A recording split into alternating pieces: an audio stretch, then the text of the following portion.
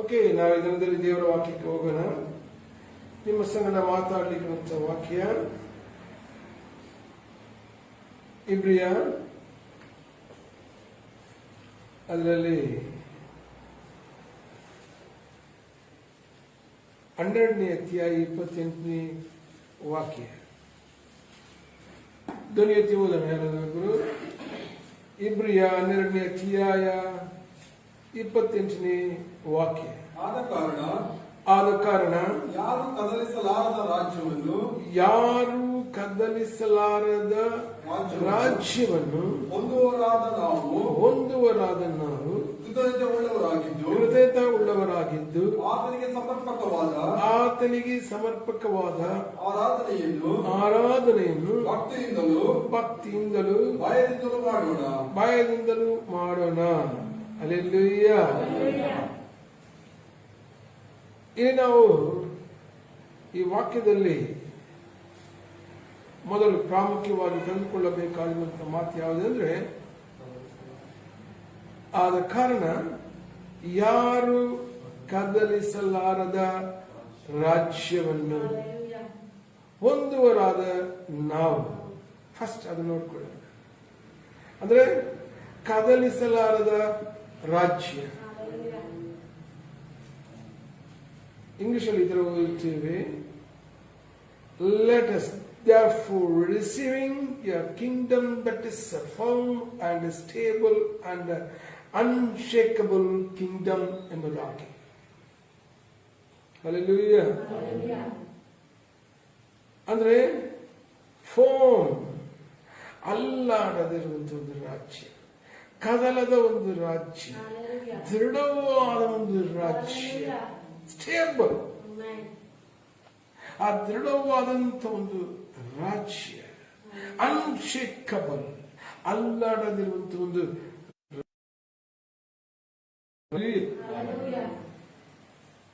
ಆಗ ರಾಜ್ಯಗಳು ಕದಲಿಸಿದೆ ಎಂಬುದಾಗಿ ಸತ್ಯ ಅದರಲ್ಲಿ ಗೊತ್ತಾಗುತ್ತದೆ. ಯಾಕಂದ್ರೆ ಈ ಲೋಕದಲ್ಲಿ ಎಷ್ಟೋ ರಾಜ್ಯಗಳು ಬಂದು ಹೋಗಿದ್ದಾರೆ, ಅರಸರುಗಳು ಬಂದು ಹೋಗಿದ್ದಾರೆ.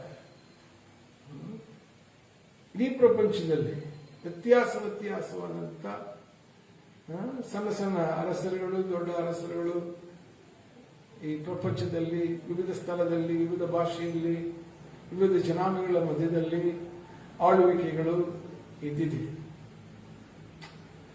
ಆ ಅರಸರುಗಳು ಒಬ್ಬರಿಗೊಬ್ಬರು ಯುದ್ಧವನ್ನು ಮಾಡುವವರನ್ನಾಗಿ, ಒಬ್ಬರ ರಾಜ್ಯವನ್ನು ಮತ್ತೊಬ್ಬರ ರಾಜ್ಯವನ್ನು ಸಂಪೂರ್ಣವಾಗಿ ನಾಶ ಮಾಡುವವರನ್ನಾಗಿಯೂ ಈ ತರ ಇದುಂಟು. ಸ್ಥಿರವಾದಂತ ರಾಜ್ಯ ಇಲ್ಲದೆ ಹೋದುದುಂಟು. ನಾವು ಈ ದಾನಿಯೇಲ ಎಂಬ ಗ್ರಂಥದಲ್ಲಿ ಈ ತರ ಓದುತ್ತೇವೆ. ದಾನಿಯೇಲ ಅದರಲ್ಲಿ 2ನೇ ಅಧ್ಯಾಯ 32ರಿಂದ ನಾವು ಈ ತರ ಓದಿಕೊಳ್ಳುತ್ತೇವೆ. 32ರಿಂದ ಜಸ್ಟ್ 35 ತನಕ ಇರುವಂತ ವಾಕ್ಯ ನಾವು ಸ್ಲೋ ಓದೋಣ.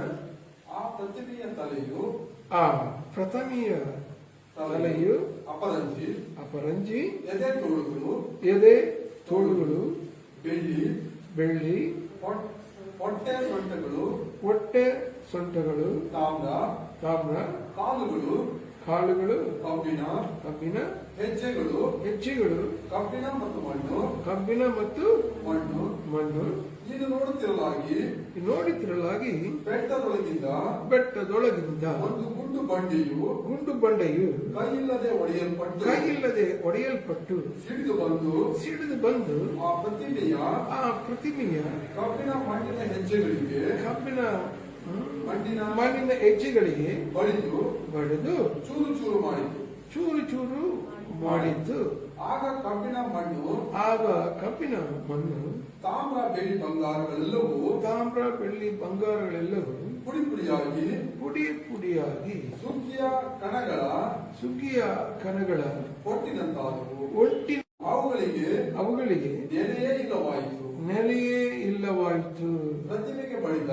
ಪ್ರಥಮಿಗೆ ಪಡೆದ ಆ ಬಂಡೆಯು ಆ ಬಂಡೆಯು ಮಹಾಪರ್ವತವಾಗಿ ಲೋಕದಲ್ಲೆಲ್ಲ ತುಂಬಿಕೊಂಡಿತು. ಲೋಕಗಳೆಲ್ಲ ತುಂಬಿಕೊಂಡಿತ್ತು. ಹಲ್ಲೆಲೂಯ. ಈ ಒಂದು ವಾಕ್ಯಗಳು ರಾಜ್ಯಗಳ ವಿಷಯದಲ್ಲಿ ಮಾತನಾಡುತ್ತದೆ. ಅದರಲ್ಲಿ 5 ರಾಜ್ಯಗಳು ಬಂದವು, 5 ರಾಜ್ಯಗಳು ಹೋಗಿದೆ. ಆ 5 ರಾಜ್ಯಗಳ ವಿಷಯವಾಗಿ ಇಲ್ಲಿ ಬರೆಯಲ್ಪಟ್ಟಿತ್ತು.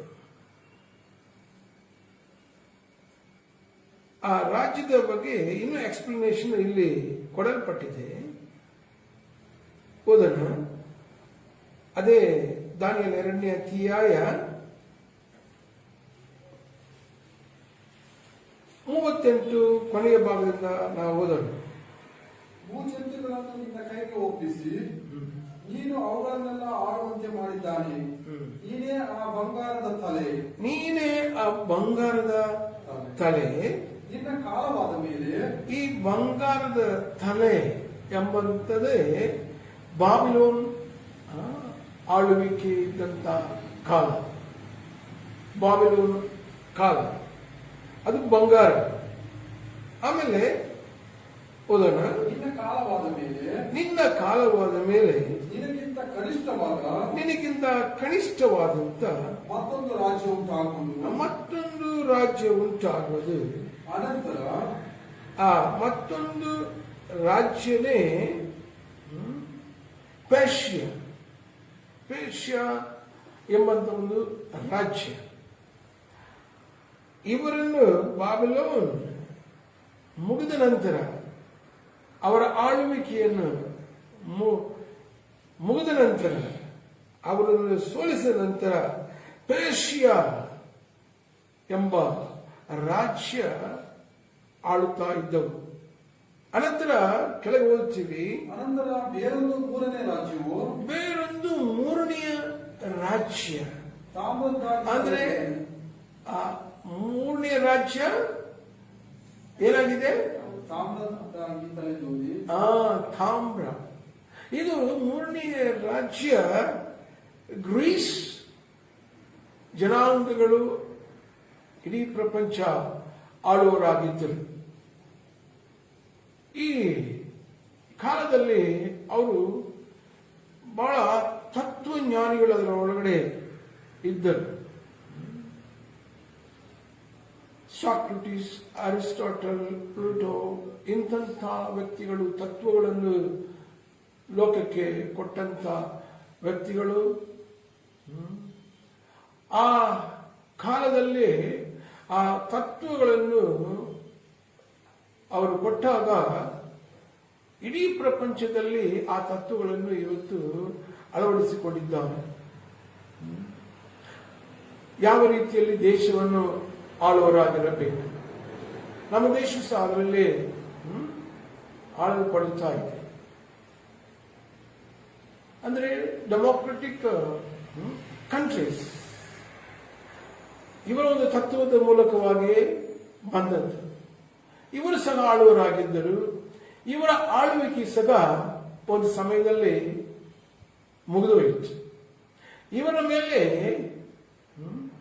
ಇವರಿಗಿಂತ ಬಲಿಷ್ಠರಾಗಿ ಬಂದಂಥ ಇನ್ನೊಂದು ರಾಜ್ಯ, ಅದನ್ನು ಕೆಳಗೆ ಓದುತ್ತೇವೆ. 4ನೇ ರಾಜ್ಯ ಕೆಳಗೆ ಓದುತ್ತೇವೆ. 4ನೇ ರಾಜ್ಯವು ಕಬ್ಬಿಣದಷ್ಟು ಗಟ್ಟಿ. 4ನೇ ರಾಜ್ಯ ಕಬ್ಬಣದಷ್ಟೇ ಗಟ್ಟಿ, ಬಹಳ ಗಟ್ಟಿ, ಕಬ್ಬಣದಷ್ಟೇ ಗಟ್ಟಿ. ಅವ್ರು ಯಾರಂತೆ? ರೋಮರ ಕಾಲ. ಈ ರೋಮರ ತತ್ವವನ್ನು ತನ್ನಲ್ಲಿ ತೆಗೆದುಕೊಂಡು, ತನ್ನಲ್ಲಿರುವಂತ ಶಕ್ತಿಯನ್ನು ಉಪಯೋಗಿಸಿ ಅವರು ಯಾವ ರೀತಿಯಲ್ಲಿ ದೇಶಗಳನ್ನು ಗೆಲ್ಲಬೇಕೆಂಬ ಒಂದು ಉದ್ದೇಶವನ್ನು ತೆಗೆದುಕೊಂಡು ಹೋಗಿ ಇಡೀ ಪ್ರಪಂಚವನ್ನು ಅವರು ಗೆದ್ದರು. ಅವರು ಆಳುವರಾದರು. ಅವಾಗ ಗ್ರೀಸ್ ದೇಶದಲ್ಲಿ ಅವರ ತತ್ವದ ಯೋಚನೆಗಳನ್ನು ಅವರ ಲೈಬ್ರರಿಗಳಲ್ಲಿದ್ದಂಥ ಪುಸ್ತಕಗಳನ್ನು ಇವರು ನಾಶ ಮಾಡದೆ ಹಾಗೆ ತೆಗೆದುಕೊಂಡು ಬಂದು ತಮ್ಮ ಬಲಶಕ್ತಿ ಮತ್ತು ಗ್ರೀಕ್ ಅವರ ಒಂದು ಜ್ಞಾನ ಉಪಯೋಗಿಸಿ ಇಡೀ ಪ್ರಪಂಚವನ್ನು ಆಳುವರಾಗಿದ್ರು. ಇವತ್ತು ಸಹ ಈ ತತ್ವಜ್ಞಾನಿಗಳು ಇಲ್ಲ, ಸತ್ತಿದ್ದಾರೆ. ಬಟ್ ಅವರ ತತ್ವಜ್ಞಾನಗಳು ಇವತ್ತು ಆಡುತ್ತಾ ಇದೆ. ಅವರು ಸತ್ತಿದ್ದಾರೆ, ಬಟ್ ಅವರ ತತ್ವಜ್ಞಾನಗಳನ್ನು ಇಟ್ಟುಕೊಂಡು ಇಡೀ ಪ್ರಪಂಚದಲ್ಲಿ ಜನರ ಅಧಿಕಾರವನ್ನು ಚಲಾಯಿಸಿ ಆಳುವರಾಗಿರುತ್ತಾರೆ. ಈ ರೋಮನವರು ಸ್ವಂತ ಬಲ, ಶಕ್ತಿ, ಸೈನ್ಯದ ಶಕ್ತಿ ಉಪಯೋಗಿಸಿ ಗ್ರೀಸ್ ಜನಾಂಗಗಳನ್ನು, ದೇಶವನ್ನು ಗೆದ್ದು ಅವರ ಜ್ಞಾನವನ್ನು ಸಹ ಉಪಯೋಗಿಸಿ ಅವರು ಬಲವಾಗಿ ಆಳುವರಾಗಿದ್ದರು. ಐದನೆಯದು ಒಂದು ರಾಜ್ಯ ಪ್ರಾರಂಭವಾಗುತ್ತದೆ. ಅದು ಕಣ್ಣಿಗೆ ಕಾಣಲ್ಲ. ಕಣ್ಣಿಗೆ ಕಾಣದಿರುವ ರೀತಿಯಲ್ಲಿ, ಅರ್ಥ ಆಗದ ರೀತಿಯಲ್ಲಿ, ಇಂಡೈರೆಕ್ಟ್ ಆಗಿ, ಮರೆಯಾಗಿ, ಗುಪ್ತವಾಗಿ ಆಳೋಗ್ತಾ ಬರ್ತಾರೆ. ಕೆಳಗೆ ಓದುತ್ತೇವೆ. ಕಬ್ಬಿಣವು ಎಲ್ಲಾ ವಸ್ತುಗಳನ್ನು ಚೂರು ಚೂರಾಗಿ ಒಡೆದು ಹಾಕುವುದಷ್ಟೇ. ಸಕಲವನ್ನು ಧ್ವಂಸ ಮಾಡುವ ಕಬ್ಬಿಣದಂತೆ ಅದು ಚೂರು ಚೂರಾಗಿ ಧ್ವಂಸ ಮಾಡುವುದು. ಹೆಜ್ಜೆಗಳಲ್ಲಿ ಮತ್ತು ಬೆರಳುಗಳಲ್ಲಿ ಒಂದಂಶವು ಕುಂಬಾರನ ಮಣ್ಣು, ಒಂದಂಶವು ಕಬ್ಬಿಣವು ಆಗಿದ್ದನ್ನು ನೋಡಿ ನೀನು ನೋಡಿದ ಪ್ರಕಾರ ಆ ರಾಜ್ಯವು ಭಿನ್ನ ಭಿನ್ನವಾಗಿರುವುದು. ಆ ರಾಜ್ಯ ಭಿನ್ನ ಭಿನ್ನವಾಗಿರುವುದು. ಆಮೇಲೆ ಜೇಡಿ ಮಣ್ಣಿನೊಂದಿಗೆ ಕಬ್ಬಿಣವು ಮಿಶ್ರವಾಗಿರುವುದನ್ನು ನೀನು ನೋಡಿದಂತೆ ಆ ರಾಜ್ಯದಲ್ಲಿ ಕಬ್ಬಿಣದ ಬಲವು ಸೇರಿರುವುದು. ಕಾಲು ಬೆರಳುಗಳ ಒಂದಂಶವು ಕಬ್ಬಿಣ ಒಂದಂಶವು ಮಣ್ಣು ಆಗಿದ್ದ ಹಾಗೆ ಆ ರಾಜ್ಯದ ಒಂದಂಶವು ಗಟ್ಟಿ, ಒಂದಂಶವು ಬೆಂಡು. ಕಬ್ಬಿಣವು ಜೇಡಿ ಮಣ್ಣಿನೊಂದಿಗೆ ಸೇರದಿರುವುದನ್ನು ನೀನು ನೋಡಿದ ಮೇರೆಗೆ ಆ ರಾಜ್ಯಾಂಶಗಳು ಸಂತತಿ ಸಂಬಂಧದಿಂದ ಬೆರೆತುಕೊಳ್ಳುವವು. ಆದರೆ ಕಬ್ಬಿಣವು ಮಣ್ಣಿನೊಂದಿಗೆ ಹೇಗೆ ಕಲಿಯುವುದಿಲ್ಲವೋ ಹಾಗೆಯೇ ಅವು ಒಂದಕ್ಕೊಂದು ಅಂಟಿಕೊಳ್ಳುವುದಿಲ್ಲ. ಆಕ್ಚುಲ್ ಆಗಿ ಈ ರೋಮರ ಕಾಲದ ತನಕ ಮುಗಿದೋಯಿತು. ಬಟ್ ಈ ಕಾಲ ಕಬ್ಬಿಣ ಮತ್ತು ಜೇಡಿ ಮಣ್ಣು, ಈ ಕಾಲದಲ್ಲಿ ನಾವಿದ್ದೀವಿ. ಆಲ್ರೆಡಿ ಈ ಕಬ್ಬಿಣ ಮತ್ತು ಜೇಡಿ ಮಣ್ಣು, ಈ ಕಾಲ ಮರೆಯಾಗಿ ಉತ್ತಮವಾಗಿ ಕೆಲಸ ಮಾಡುವಂತ ಟೈಮ್. ಆದರೆ ನಾವಿಲ್ಲಿ ಓದಿಕೊಂಡಿದ್ದೇವೆ 34ನೇ ವಾಕ್ಯ ಕೊನೆಯ ಭಾಗದಲ್ಲಿ ಈ ತರ ನಾವು ಓದಿದ್ದೇವೆ. ಆ ಪ್ರತಿಮೆಯು ಕಬ್ಬಿಣ ಮಣ್ಣಿನ ಹೆಜ್ಜೆಗಳಿಗೆ ಬಡಿದು ಚೂರು ಚೂರು ಮಾಡಿತು. ಆಗ ಕಬ್ಬಿಣ ಮಣ್ಣು 34ನೇ ಕೊನೆಯ ಭಾಗದಲ್ಲಿ ಎಲ್ಲ ಚೂರು ಚೂರು ಮಾಡಿತ್ತು. ಬಟ್ 35ನೇ ಕೊನೆಯ ವಾಕ್ಯದಲ್ಲಿ ಈ ತರ ಓದುತ್ತೇವೆ. ಪ್ರತಿಮೆಗೆ ಬಡಿದ ಆ ಬಂಡೆಯು ಆ ಪ್ರತಿಮೆಗೆ ಬಳೆದ ಬಂಡೆಯು ಆ ಮಹಾಪರ್ವತವಾಗಿ ಲೋಕದೆಲ್ಲ ತುಂಬಿಕೊಂಡವು. ಈ ರಾಜ್ಯ ಇದೆ. ಅಟ್ ದಿ ಸೇಮ್ ಟೈಮ್ ಕಬ್ಬಿನ ಮತ್ತು ಜೇಡಿ ಮಣ್ಣಿನ ರಾಜ್ಯನೂ ಇದೆ. ಬಟ್ ಆಕ್ಚುಲಾಗಿ ಈ ಒಂದು ತಾತ್ಪರ್ಯ ಎಲ್ಲರಿಗೂ ಅರ್ಥ ಆಗುವುದಿಲ್ಲ. ಯಾಕಂದ್ರೆ ಮಾನವರೆಲ್ಲರೂ ಶಾರೀರಿಕ ಭಾವದಲ್ಲಿ ಇದ್ದಾರೆ, ಈ ಲೋಕದ ಒಂದು ಜ್ಞಾನದಲ್ಲಿ ಇದ್ದಾರೆ, ಆತ್ಮೀಕ ಜ್ಞಾನದಲ್ಲಿ ಇಲ್ಲದ ಕಾರಣ ಇವುಗಳು ಅವರಿಗೆ ಅರ್ಥ ಆಗುವುದಿಲ್ಲ. ಯಾಕಂದ್ರೆ ಯೋಹಾನ ಬರೆದ ಸುವಾರ್ತೆ ಅದರಲ್ಲಿ 18ನೇ ಅಧ್ಯಾಯ ಅದರಲ್ಲಿ 36ನೇ ವಾಕ್ಯ ತರ ಓದುತ್ತೇವೆ. ಯೇಸು ನನ್ನ ರಾಜ್ಯವು ಈ ಲೋಕದಲ್ಲ, ನನ್ನ ರಾಜ್ಯವು ಈ ಲೋಕದಲ್ಲ, ನನ್ನ ರಾಜ್ಯವು ಈ ಲೋಕದಾಗಿದ್ದರೆ, ನನ್ನ ರಾಜ್ಯವು ಈ ಲೋಕದಾಗಿದ್ದರೆ ನಾನು ಯಹೂದ್ಯರ ಕೈಯಲ್ಲಿ ಬೀಳದಂತೆ ನನ್ನ ಪರಿವಾರದವರು ಕಾದಾಡುತ್ತಿದ್ದರು. ಆದರೆ ನನ್ನ ರಾಜ್ಯವು ಇಲ್ಲಿಯದಲ್ಲ. ಹಲ್ಲೆಲೂಯಾ. ರಾಜ್ಯ ಇದೆ, ಬಟ್ ನನ್ನ ರಾಜ್ಯ ಇಲ್ಲಿಯದಲ್ಲ. ಅರ್ಥ ಮಾಡ್ಕೋಬೇಕು, ಇದು ಮರಿಬಾರ್ದು.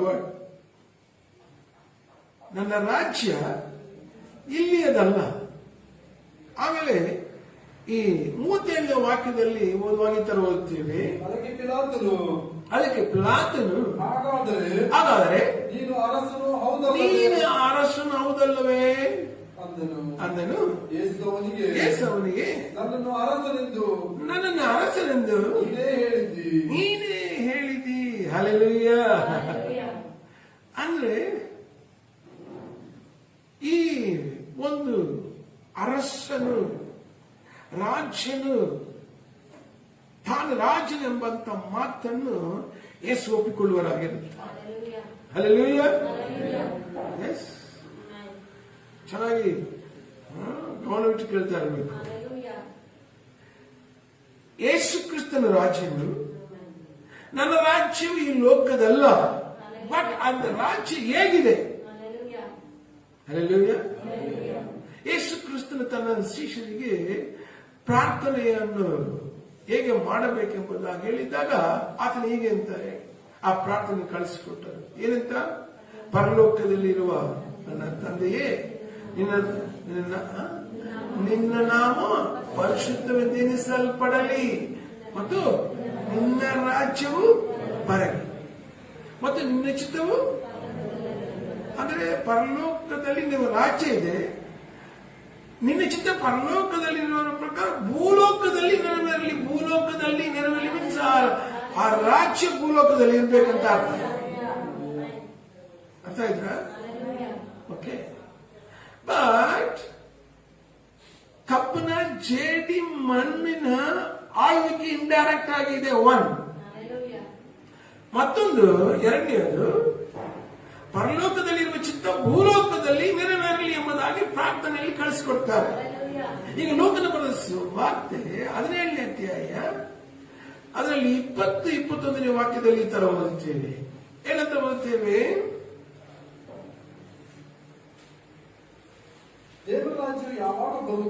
ದೇವರ ರಾಜ್ಯ ಯಾವಾಗ ಬರುವುದೆಂದು ಫರಿಸಾಯರು ಆತನನ್ನು ಕೇಳಿದಾಗ ಆತನವರಿಗೆ ದೇವರ ರಾಜ್ಯವು ಪ್ರತ್ಯಕ್ಷವಾಗಿ ಬರುವಂತದ್ದಲ್ಲ. ನೋಡ್ರಿ, ಈ ವರ್ಡ್ ಮರಿಬಾರದು. ಯೇಸು ರಾಜನಾಗಿದ್ದಾನೆ, ಆ ರಾಜ್ಯ ಈ ಲೋಕದಲ್ಲ. ಯೇಸು ಪ್ರಾರ್ಥನೆಯಲ್ಲಿ ಕೊಟ್ಟರು ಪರಲೋಕ ರಾಜ್ಯ ಎಂಬುದನ್ನು. ಆ ಪ್ರಾರ್ಥನೆಯಲ್ಲಿ ನಿಮ್ಮ ಚಿತ್ತ ಪರಲೋಕದಲ್ಲಿ ನೆರವೇರ ಮೀನ್ಸ್ ಪರಲೋಕ ರಾಜ್ಯದಲ್ಲಿ ಏನು ಆಳ್ವಿಕೆ ಉಂಟು, ಆಳ್ವಿಕೆ ಇಲ್ಲಿ ಆಗ್ಬೇಕು. ಹಲ್ಲೆಲೂಯಾ. ಅರ್ಥ ಆಯ್ತಾ? ಹಾಗಾದ್ರೆ ಈ ಲೋಕದಲ್ಲ, ನನ್ನ ರಾಜ್ಯ ಈ ಲೋಕದಲ್ಲ, ಬಟ್ ಪರಲೋಕದಲ್ಲಿ ಇರುವ ದೇವರ ರಾಜ್ಯ ಭೂಲೋಕದಲ್ಲಿ ನಡೆಯಬೇಕು. ಹಾಗಾಗಿ ಆ ವಾಕ್ಯದಲ್ಲಿ ತರುತ್ತೇವೆ, ಫರಿಸಾಯರು ಏನಂತ ಕೇಳ್ತಾರೆ, ದೇವರ ರಾಜ್ಯ ಯಾವಾಗ ಬರುವುದಂತ ದೇವರ ರಾಜ್ಯ ಯಾವಾಗ ಬರುವುದೆಂದು ಕೇಳಿದಾಗ ಆತನು ಅವರಿಗೆ, ಯೇಸು ಅವರಿಗೆ, ದೇವರ ರಾಜ್ಯ ಪ್ರತ್ಯಕ್ಷವಾಗಿ ಬರುವಂತದ್ದಲ್ಲ, ದೇವರ ರಾಜ್ಯ ಪ್ರತ್ಯಕ್ಷವಾಗಿ ಬರುವಂತದಲ್ಲ. ಹಲ್ಲೆಲೂಯ. ಅದರ ಪ್ರತ್ಯಕ್ಷವಾದ ರಾಜ್ಯವಲ್ಲ. ಹಲ್ಲೆಲೂಯ. ಅಂದ್ರೆ ರಾಜ್ಯ ಇದೆ, ಅದು ಪ್ರತ್ಯಕ್ಷವಾದಲ್ಲ. ಆಮೇಲೆ ಕೆಳಗೆ ಓದುವ ಈ ತರ ಓದ್ತೇವೆ, ಇಗೋ ಇಲ್ಲಿ ಇದೆ, ಇದೋ ಎಲ್ಲಿ ಇದೆ, ಆಗೋ ಅಲ್ಲಿ ಅದೇ, ಆಗೋ ಅಲ್ಲಿ ಅದೇ ಎಂದು ಹೇಳುವುದಕ್ಕಾಗದು ಎಂದು ಹೇಳಕ್ ಆಗೋದು. ಹಲ್ಲೆಲೂಯ. ಒಂದು ನಿಮಿಷ, ಅಲ್ಲಿ ಅದೇ ಎಲ್ಲಿ ಅದೇ ಅಂತ ಹೇಳಕ್ಕೆ ಆಗುವುದಲ್ಲ. ಹಲ್ಲೆಲೂಯ.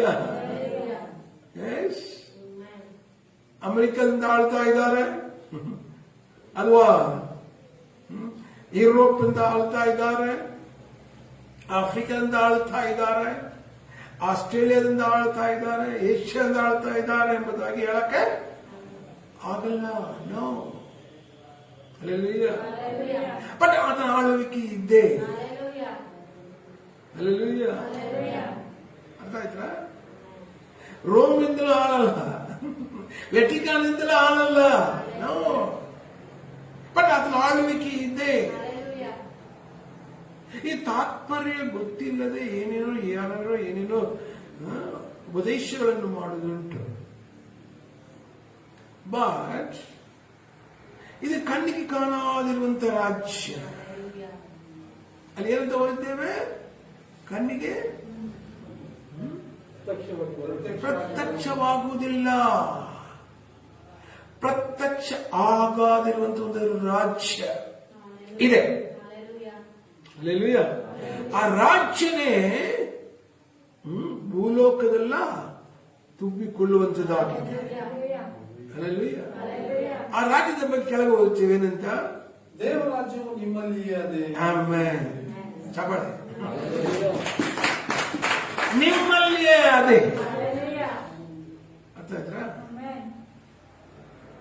ಕಬ್ಬಿನ ಜೇಡಿಮಣ್ಣು ಇರುವ ಕಾಲದಲ್ಲೇ ಕಣ್ಣಿಗೆ ಕಾಣಾದಿರುವಂತ ಒಂದು ರಾಜ್ಯ. Yes. ಹಾಗಾಗಿ ಈ ದಿನಗಳಲ್ಲಿ ಮಾನವರಿಗೆ ಕನ್ಫ್ಯೂಷನ್. ಹಾಗಾಗಿ ಒಬ್ಬ ಪ್ರೆಸಿಡೆಂಟ್ ಬಂದ ಕೂಡಲೇ ಮತ್ತೊಂದು ಪ್ರೆಸಿಡೆಂಟ್ ಬರಕ್ಕೆ ರೆಡಿ ಮಾಡ್ತಾರೆ. ಇನ್ನು ಮುಂದೆ ಇವರು ಪ್ರೆಸಿಡೆಂಟ್ ಆಗಿ ಬರ್ಬೋದು, ಅವರು ಪ್ರಧಾನಮಂತ್ರಿ ಆಗಿ ಬಂದ ನಂತರ ಇವರು ಪ್ರಧಾನಮಂತ್ರಿ ಆಗಿರಬಾರ್ದು, ಇವರು ಸೂಟಬಲ್ ಅಲ್ಲ, ಇವರು ಆಳ್ವಿಕೆ ಸರಿ ಇಲ್ಲ, ಅವ್ರು ರಿಪಬ್ಲಿಕ್ ಆಳ್ಬೇಕು. ಕೆಲವರು ಆತರ ಹೇಳ್ತಾರೆ, ಕಮ್ಯುನಿಸಮೇ ಆಳಬೇಕು ಹೇಳ್ತಾರೆ. ಆಗ ಕಮ್ಯುನಿಸ್ಟ್ ರಾಷ್ಟ್ರಗಳು ಇವೆ.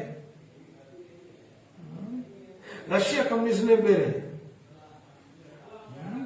ಚೀನಾ ಕಮ್ಯುನಿಸ್ಟ್ನೇ ಬೇರೆ, ಅದರಲ್ಲಿ ಸರ ಲೆನಿನ್ ಕಮ್ಯುನಿಸ್ಟ್ನೇ ಬೇರೆ, ಮಾವೋ ಕಮ್ಯುನಿಸ್ಟ್ನೇ ಬೇರೆ. ಆಳ್ತಾರೆ ಡಿಫ್ರೆಂಟ್ ಡಿಫ್ರೆಂಟ್. ಓಕೆ, ವ್ಯತ್ಯಾಸ ವ್ಯತ್ಯಾಸ ಪಕ್ಷಗಳು ಒಟ್ಟಾಗಿ ಸೇರಿ ಆಳುತ್ತವೆ ಮಿಶ್ರಣವಾಗಿ.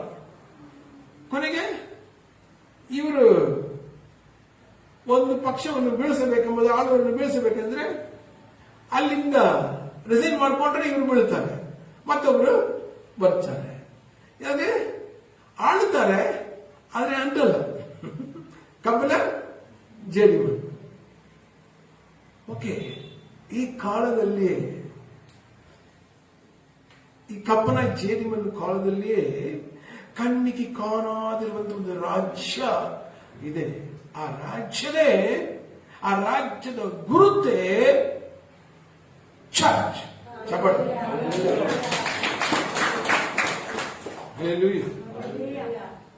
ಈ ಚರ್ಚ್ ಮೂಲಕವಾಗಿ ದೇವರು ಇಡೀ ಪ್ರಪಂಚದಲ್ಲಿ ಜಗತ್ ಉತ್ಪತ್ತಿಗೆ ಮೊದಲೇ ಕ್ರಿಸ್ತ ಯೇಸುವಿನಲ್ಲಿ ನೇಮಿಸಲ್ಪಟ್ಟಂತ ಜನಾಂಗಗಳನ್ನು ಆಳುವರಾಗಿರುತ್ತಾರೆ. ಅವರು ಆಕ್ಚುಲ್ ಆಗಿ ಈ ಲೋಕದಲ್ಲಿ ಸಿಂಪಲ್ ಆಗಿ ಜೀವನವನ್ನು ನಡೆಸುವರಾಗಿರುತ್ತಾರೆ. ಬಡವರಾದ ನೀವು ಧನ್ಯರು, ಪರಲೋಕ ರಾಜ್ಯ ನಿಮ್ಮದು. ಆತ್ಮದಲ್ಲಿ ಬಡವರು, ಅವರಲ್ಲಿ ದೇವರ ರಾಜ್ಯ ಇರುತ್ತದೆ. ಕಷ್ಟಪಡುವರೆ, ಹೊರೆಯುತ್ತವರೇ, ನೀವೆಲ್ಲ ನನ್ನ ಬಳಿಗೆ ಬನ್ರಿ, ನಾನು ನಿಮಗೆ ವಿಶ್ರಾಂತಿಯನ್ನು ಕೊಡುವೆನು. ಹಾಗಾಗಿ ಯೇಸು ಕ್ರಿಸ್ತನ ಬಳಿಗೆ ಕುರುಡರು, ಕುಂಟರು, ಮೂಕರು,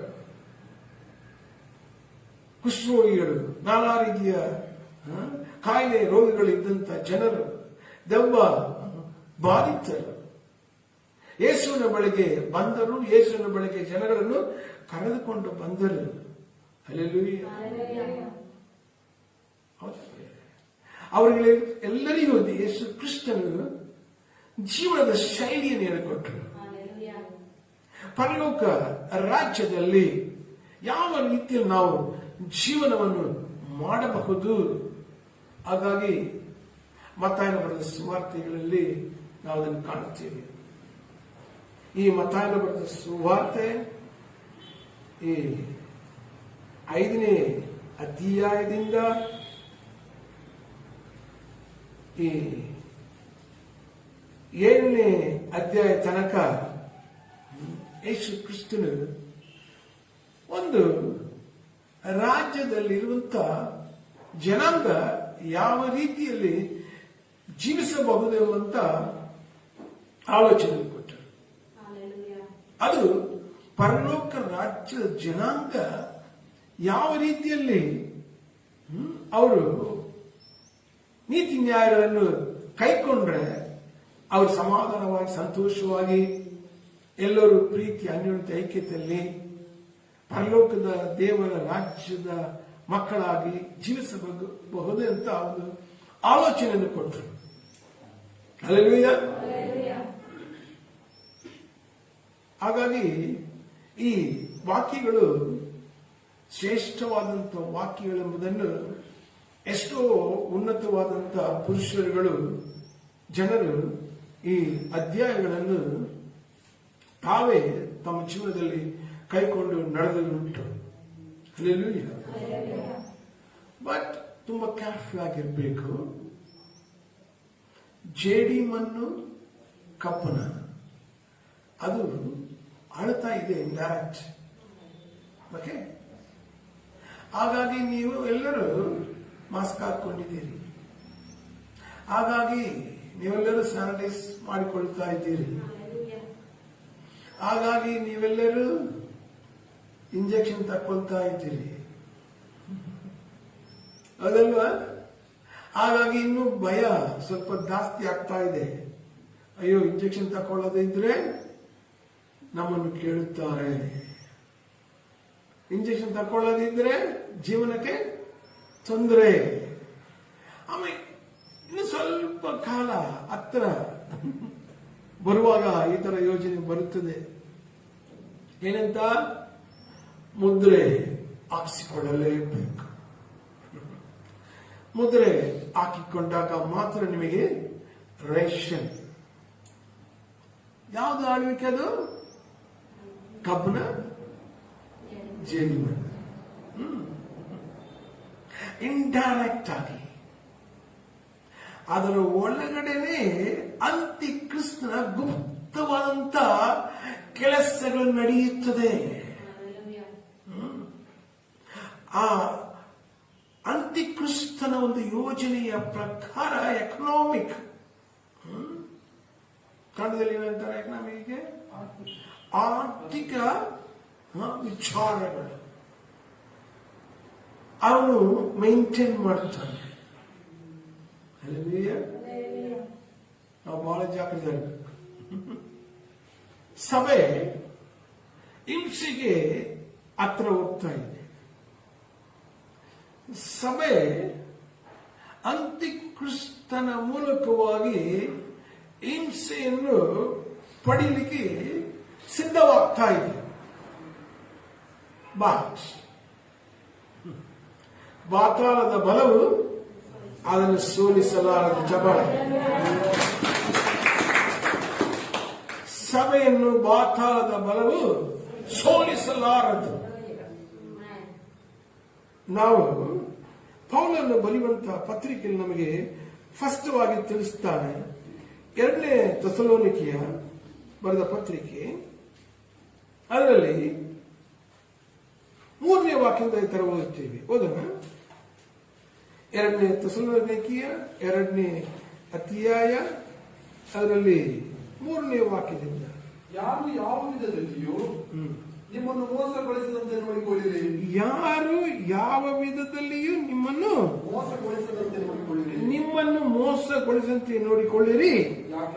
ಯಾಕಂದ್ರೆ ಮೊದಲು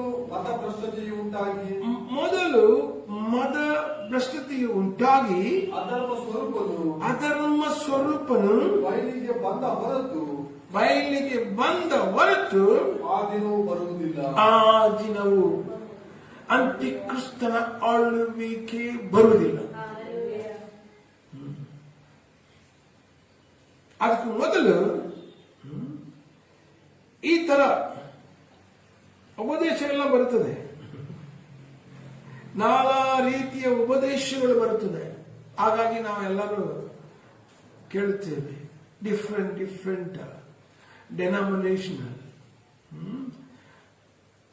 ವ್ಯತ್ಯಾಸವಾದಂತಹ ಉಪದೇಶಗಳು. ಸಭೆಗೆ ಆರೋಗ್ಯವಾದಂತಹ ಉಪದೇಶವಿರಬೇಕು, ಬಟ್ ಆರೋಗ್ಯವಿಲ್ಲದಂತ ಉಪದೇಶಗಳು ಎಂಟರ್ ಆಗುತ್ತದೆ. ಸಭೆಯಲ್ಲಿರುವಂತ ಜನಗಳು ಆತ್ಮೀಯವಾದಂಥ ತಿಳುವಳಿಕೆ, ಜ್ಞಾನ ಹೊಂದುವುದಕ್ಕೆ ಬದಲು ಈ ಪ್ರಪಂಚದ ಜ್ಞಾನವನ್ನು ಪಡೆದು ಪ್ರಪಂಚದ ಯೋಜನೆಯ ಪ್ರಕಾರ ಸಂಘ ಸಂಸ್ಥೆಗಳ ಸಭೆಗಳನ್ನು ನಡೆಸುತ್ತಾ ಅವರಿಗೆ ಕಳ್ಳ ಉಪದೇಶಗಳನ್ನು ನುಗ್ಗಿಸುವರಾಗುತ್ತಾರೆ. ಹಾಗಾಗಿ ಜ್ಞಾನಿಗಳೆಂಬುದಾಗಿ ಹೇಳಿಕೊಂಡು ಹುಚ್ಚರಾಗಿ ಎಷ್ಟೋ ಜನರು ತಪ್ಪಾದಂತ ಕಳ್ಳ ಉಪದೇಶ, ಕಳ್ಳ ಪ್ರವಾದನೆಗಳು ನಾವು ಸಭೆಗಳಲ್ಲಿ ಕಾಣುತ್ತೇವೆ. ಹಾಗಾಗಿ ಸಭೆಗೆ ಬರುವಂತ ಜನಾಂಗಗಳು ಸಹ ಬರಲಿಕ್ಕೆ ಆಗದ ರೀತಿಯಲ್ಲಿ ಅಡ್ಡಿಯಾಗುತ್ತದೆ. ಆದರೆ ಎಲ್ಲರೂ ಬರದೇ ಇರುವುದಿಲ್ಲ, ಆರಿಸಲ್ಪಟ್ಟವರು ಬಂದೇ ಬರುತ್ತಾರೆ. ಜಗತ್ಪುತ್ಪತ್ತಿಗೆ ಮೊದಲೇ ಕ್ರಿಸ್ತ ಯೇಸುವಿನಲ್ಲಿ ಯಜ್ಞ ಕುರಿಯಾದ ಆಚನ ಜೀವಬಾಧರ ಪಟ್ಟಿಯಲ್ಲಿ ಯಾರ ಹೆಸರು ಬರೆಯಲ್ಪಟ್ಟಿದೆಯೋ ಅವರೆಲ್ಲರೂ ದೇವರ ಕೃಪೆಯಿಂದ, ದೇವರ ವರದಿಂದ ಯೇಸು ಅವರಿಗೆ ನಂಬಿಕೆಯನ್ನು ಹುಟ್ಟಿಸುತ್ತಾರೆ. ಅವರು ಯೇಸುವನ್ನು ನಂಬಿ ಬರುವವರಾಗುತ್ತಾರೆ. ಅವರೆಲ್ಲ ತನ್ನ ಕಳ್ಳ ಬೋಧನೆ, ಕಳ್ಳ ಪ್ರವಾದನೆ, ನಾನಾ ರೀತಿಯ ಎಲ್ಲ ಅಡ್ಡಿಗಳನ್ನು, ಎಲ್ಲ ತರದ ಹೋರಾಟಗಳನ್ನು ಯೇಸು ಕ್ರಿಸ್ತನ ನಾಮದ ನಿಮಿತ್ತವಾಗಿ ಜನರು ನಿಮ್ಮನ್ನು ನಿಂದಿಸುತ್ತಾರೆ, ಪರಿಹಾಸ ಮಾಡುತ್ತಾರೆ, ವಿರೋಧ ಮಾಡುತ್ತಾರೆ, ಸುಳ್ಳಾಗಿ ಮಾತನಾಡಿದ ನ್ಯಾಯಾಧಿಪತಿಗಳ ಮುಂದೆ ಕರೆಕೊಂಡು ಹೋಗುತ್ತಾರೆ, ಸರಮನೆಗೆ ಹಾಕ್ತಾರೆ, ಕೊಂದಾಕ್ತಾರೆ. ನಡೆದರೂ ಸಹ ಜಗತ್ಪುತ್ಪತ್ತಿಗೆ ಮೊದಲೇ ಯಜ್ಞ ಕುರಿಯಾದ ಆತನ ಜೀವಬಾಧನ ಪಟ್ಟಿಯಲ್ಲಿ ಬರೆಯಲ್ಪಟ್ಟ ಎಲ್ಲರೂ, ಹಲ್ಲೆಲೂಯ, ಅವರೆಲ್ಲರನ್ನು ನಂಬಿಕೆಯನ್ನು ಹುಟ್ಟಿಸಿದ ಯೇಸು ಕ್ರಿಸ್ತನ ನಂಬಿಕೆಯನ್ನು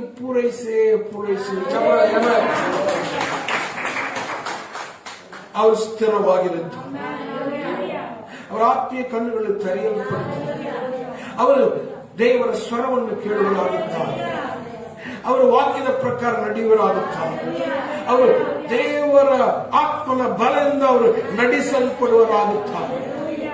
ದೇವರವರ ಸಂಗಡ ಮಾತನಾಡುವರಾಗುತ್ತಾರೆ. ಲೋಕದಲ್ಲಿ ಏನ್ ನಡೀತಾ ಎಂಬಂತ ಪ್ರಕಟಣೆಯನ್ನು ಅವರಿಗೆ ತಿಳಿಸುತ್ತಾರೆ. ಗೊತ್ತಾಗುತ್ತದೆ. ಗೊತ್ತಾಗಿ ಎಲ್ಲ ಪರಿಸ್ಥಿತಿಗಳಲ್ಲಿ ಕ್ರಿಸ್ತನಲ್ಲಿ ಬೇರೂರಿ ಅವರು ಸ್ಥಿರವಾಗಿರುತ್ತಾರೆ. ಹಲ್ಲೆಲೂಯಾ. ಆ ಕಾಲದಲ್ಲಿ ನಾವಿದ್ದೇವೆ, ಸಭೆಯಲ್ಲಿ ನಾವಿದ್ದೇವೆ. ಸಭೆ ದೇವರು, ಸಭೆ ಪರಲೋಕದ ರಾಜ್ಯದ ಒಂದು ಗುರುತು. ಹಲ್ಲೆಲೂಯಾ. ತಂದೆಯಾದ ದೇವರು ತನ್ನ ಸಭೆಯ ಮೂಲಕವಾಗಿ ಆಳುವರಾಗಿರುತ್ತಾರೆ. ಹಾಗಾಗಿ ಸಭೆ ಪ್ರಾರ್ಥಿಸುವಂತದ್ದಾಗಿರಬೇಕು. ಪ್ರಾರ್ಥನೆ ಪರಿವರ್ತನೆಯನ್ನು ಉಂಟು ಮಾಡುತ್ತದೆ. ಪ್ರಾರ್ಥನೆ ಪರಿಸ್ಥಿತಿಗಳನ್ನು ಬದಲಾವಣೆ ಮಾಡುವಂಥದ್ದು. ಎಡಬಿಡದೆ ಪ್ರಾರ್ಥನೆ ಮಾಡುವವರಾಗಿರಬೇಕು. ಉಪವಾಸ ಪ್ರಾರ್ಥನೆಯನ್ನು ಮಾಡುವವರಾಗಿರಬೇಕು. ಸಮಯ ಸಿಕ್ಕುವಾಗ ಪ್ರಾರ್ಥನೆಯನ್ನು ಮಾಡುವವರಾಗಿರಬೇಕು. ಸೋತು ಹೋಗದೆ ಪ್ರಾರ್ಥನೆಯನ್ನು ಮಾಡುವವರಾಗಿರಬೇಕು. ಹಗಲು ರಾತ್ರಿ ಪ್ರಾರ್ಥಿಸುವವರಾಗಿರಬೇಕು. ರಾತ್ರಿಯೆಲ್ಲ ಪ್ರಾರ್ಥಿಸುವವರಾಗಿರಬೇಕು. ಆ ಪ್ರಾರ್ಥನೆಯಲ್ಲಿ ನಿರಂತರವಾಗಿರುವಾಗ ಆ ದೇವರ ರಾಜ್ಯ ನಿನ್ನ ಮೂಲಕವಾಗಿ ನಡೆಯುತ್ತದೆ. ಹಲ್ಲೆಲೂಯಾ. ಮತ್ತು ಸಭೆಯಲ್ಲಿರುವ ಮಕ್ಕಳು ದೇವರ ಆತ್ಮ ಅಭಿಷೇಕ ಹೊಂದುವರಾಗಿರಬೇಕು. ಪ್ರಕಟಣೆಯಲ್ಲಿ 7 ರೀತಿಯ ಸಭೆ ಇದೆ. ಹಲ್ಲೆಲೂಯಾ. ಯೋಹಾನನ ಮೂಲಕವಾಗಿ ಅಲ್ಲಿ ಪ್ರಕಟ ಆಗುತ್ತದೆ. ನಾವು ಯೇಸುವನ್ನು ನಂಬುವುದಕ್ಕೆ ದೇವರು ನಮಗೆ ಕೃಪೆಯ ಮೂಲಕವಾಗಿ ನಂಬಿಕೆಯನ್ನು ಅವರು ಹುಟ್ಟಿಸ್ತಾರೆ. ನಂಬುವಾಗ ತನ್ನ ಹಳೆಯ ಸ್ವಭಾವ ಅರ್ಥ ಆಗುತ್ತದೆ. ಹಾಗಾಗಿ ಸ್ನಾನಿಕನಾದ ಯೋಹಾನನು ಯೇಸು ಕ್ರಿಸ್ತನಿಗಾಗಿ ದಾರಿಯನ್ನು ಸಿದ್ಧ ಮಾಡುವಾಗ ಅವನು ಈ ತರ ಜನರಿಗೆ ನಡೆಸುತ್ತಿದ್ದರು. ಅವನಿಂದ ದೀಕ್ಷಾಸ್ಥಾನಕ್ಕೆ ತಕ್ಕೊಳ್ಳಕ್ಕೆ ಬಂದಾಗ ಅವರು ಪಾಪದ ಅರಿಕೆಯನ್ನು ಮಾಡಿಸಿದ್ದಾರೆ. ಹಲ್ಲೆಲೂಯಾ. ಪಾಪದ ಅರಿಕೆಯನ್ನು ಮಾಡುವವರಾಗಿರಬೇಕು. ದಟ್ ಮೀನ್ಸ್ ನಾವು ಎಲ್ಲೇ ಇದ್ದೇವೆ. ವಾಕ್ಯ ಹೇಳುತ್ತದೆ ಕೊಲೊಸ್ಸೆಯರು 1ನೇ ಅಧ್ಯಾಯ 13ನೇ ವಾಕ್ಯದಲ್ಲಿ, ನಾವು ಎಲ್ಲರೂ ಅಂಧಕಾರದ ದೊರೆತನದಲ್ಲಿ ಇದ್ದವರು, ಅಂತವರಾದ ನಮ್ಮನ್ನು ಓದೋಣ. ಏನಂತ ಹೇಳ್ತದೆ? ದೇವರು ನಮ್ಮನ್ನು ಅಂಧಕಾರದ ದೊರೆತನದಿಂದ ಬಿಡಿಸಿ ತನ್ನ ಪ್ರಿಯ ಕುಮಾರನ ರಾಜ್ಯದೊಳಗೆ ಸೇರಿಸಿದನು. ಆಮೆನ್. ಹಲ್ಲೆಲೂಯಾ. ನಾವು ಆಲ್ರೆಡಿ ಸೇರಿದ್ದೇವೆ. ಆ ಪ್ರಿಯ ಕುಮಾರನ ರಾಜ್ಯದಲ್ಲಿ ಸೇರುವರಾದ ನಾವು ಯೇಸು ಕ್ರಿಸ್ತನ ನಮಗೆ ಕೃಪೆಯ ಮೂಲಕವಾಗಿ ನಂಬಿಕೆಯನ್ನು ಹುಟ್ಟಿಸುತ್ತದೆ. ದೀಕ್ಷಾಸನವನ್ನು ಮಾಡಿಕೊಳ್ಳಕ್ಕೆ ಪ್ರೇರೇಪಣೆ ಉಂಟಾಯಿತು. ಹಾಗಾಗಿ ಪಾಪದ ಅರಿಕೆಯನ್ನು ಮಾಡಿದ್ದೇವೆ. ಹಾಗಾಗಿ ದೀಕ್ಷಾಸ್ನಾನವನ್ನು ತೆಗೆದುಕೊಂಡಿದ್ದೇವೆ. ದೀಕ್ಷಾಸ್ನಾನ ಮೀನ್ಸ್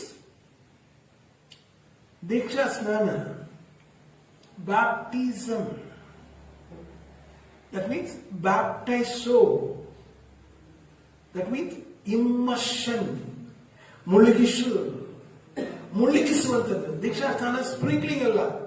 ಸತ್ತವರನ್ನು ಸಮಾಧಿ ಮಾಡುವ ಯಾವ ತರ ಮಾಡ್ತಾರೆ? ಹೊಂಡ ತೋಡಿ ಅನಂತರ ಅದರಲ್ಲಿ ಒಳಗಿಸಿ ಮಣ್ಣು ಹಾಕಿ ಮುಚ್ಚುತ್ತಾರೆ. ಯಾರಾದ್ರೂ ಸತ್ತ ಮೇಲೆ ಮಲಗಿಸಿಬಿಟ್ಟು ತಂದೆ ಮಗ ಪವಿತ್ರಾತ್ಮ ಅಂತ ಮಣ್ಣು ಹಾಕ್ಬಿಟ್ಟು ಬಂದ್ಬಿಡ್ತೀವ? ನೋ, ಇಲ್ಲ.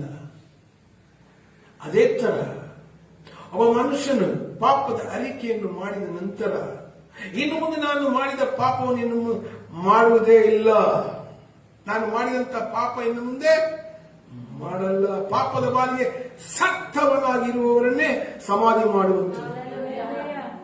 ಹಲ್ಲೆಲೂಯಾ.